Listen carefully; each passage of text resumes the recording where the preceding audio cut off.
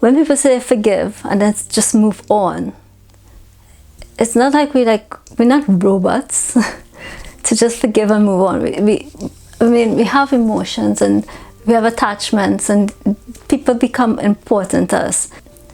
I was speaking to one of my friends and telling her about some physical and emotional pain that I was going through because of something that someone did. So she said to me that maybe I haven't forgiven her, or I need to forgive her, and then it will disappear. So I thought about it, and then I looked up the definition of forgiveness. And forgiveness is when you no longer hold any resentment or vengeance towards the person. And I thought, I don't feel any vengeance. I don't want anything bad to happen to her. I don't want her to experience the pain that she's causing me. And I don't hate her, but yet I was still feeling pain.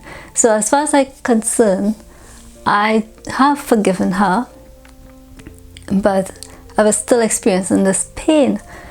So these are the things that I realize that occur when you have to forgive, when you're forgiving somebody. That firstly, you could actually forgive the person and still experience emotional pain. And that one of the main reasons why I wanted to forgive her so fast is that I wanted to get rid of the pain. I didn't want to feel the discomfort of the pain. But what I realized is that it was not really just forgiving the person. It was the fact that the trust was broken, and that created a lot of sadness in me. And I felt the sadness.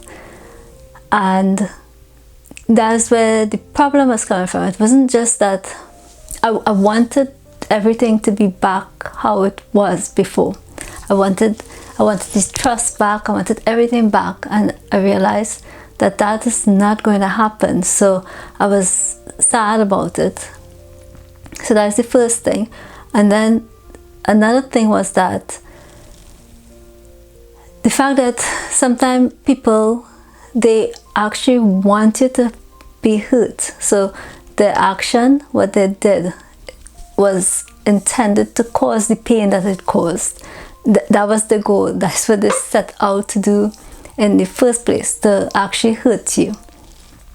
So, and in my case, that is what she did. So knowing that, it was hard for me to understand why she wanted to cause the pain, because I thought we had a good friendship. So I couldn't understand why she would willfully do something that she know that will cause pain. So in terms of I had to deal with that also.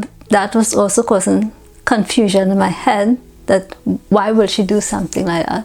Sometimes people do things, but they may intend to hurt you, but you don't have to necessarily do anything that will cause them to want to hurt you. Sometimes people just want to inflict pain and misery onto you for pleasure, for their own pleasure, for their sadistic pleasure. Yeah, it's like a form of power and control that they get over you, to see you suffer like that.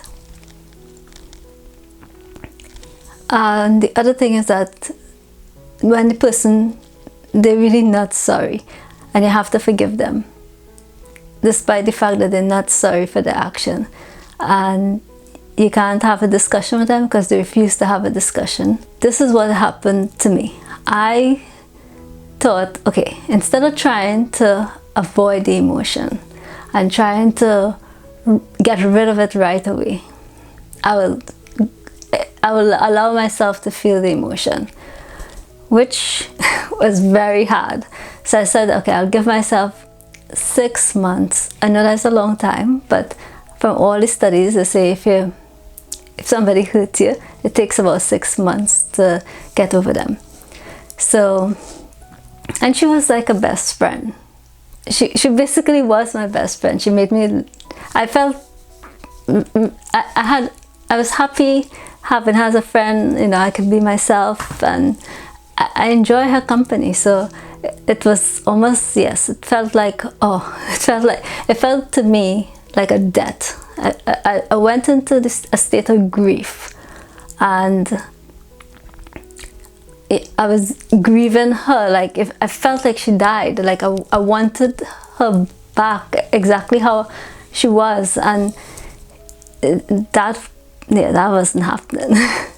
So I decided I would go through the feeling, the sensation, and the first sensation was really like sadness.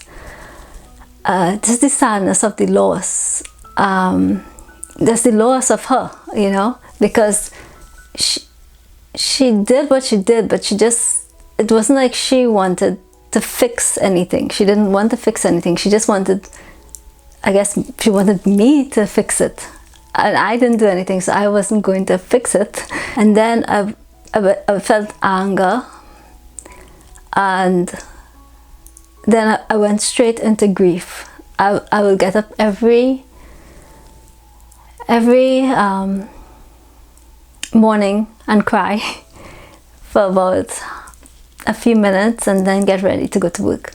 And that went on for a while. I couldn't just like, I really had no resentment towards her, but it's more the break of the connection and the loss of her that became more of an issue, because I would have been happy if I could just say, okay, I have no resentment towards her, and all my emotions just normalized. And that was not what was happening. My emotion wasn't normalizing. Whatever pain I felt, I just allowed it to go in, and it hurt. Halfway through it, I thought, oh, I think I made a mistake. This is too painful. This is why people don't do this. I thought I was going to get stuck, and I had no one to help me, no one to talk to. So I was like all alone in all this pain. And but I thought, okay, keep going through it, it will end.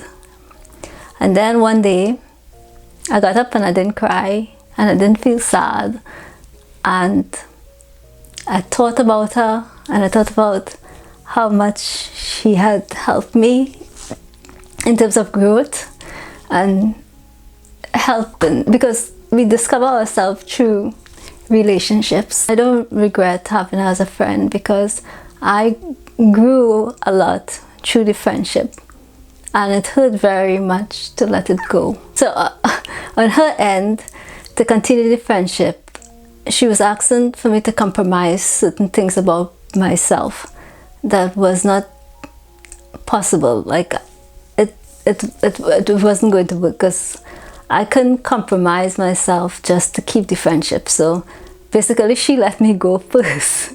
I had no other choice but to accept her letting me go.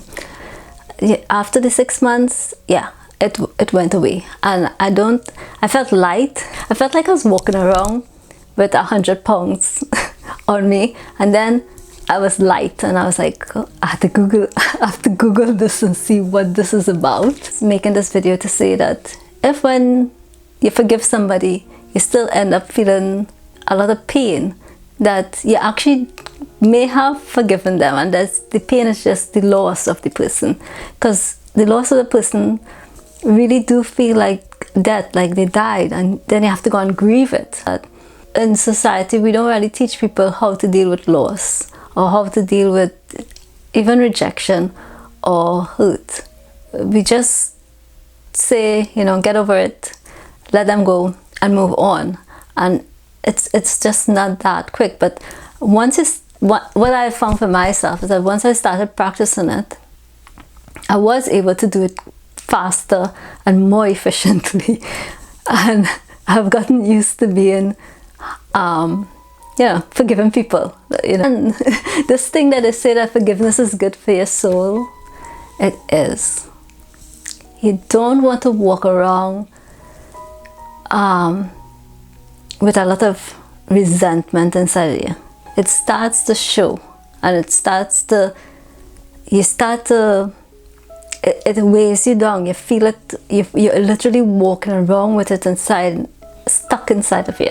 So I would also say that going through the pain like what I did, it would be nice if you have someone to help you, because I did it on my own, and at a certain stage I got a little bit scared that I might get stuck in this, because it started to almost feel like a form of depression that I was going into.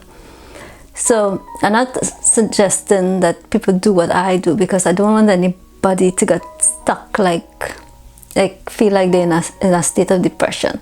So basically do whatever you need to do to work through the emotion, because the other thing you could do is actually dance and exercise and some of those stuff to work the emotions out of your body, or even scream or hit a pillow or something if you can't go through the emotions, because really we should be taught how to deal with those emotions, like how to actually go through those emotions, because they're very intense and we experience them all through our life continuously. So yeah, that's it. Thank you.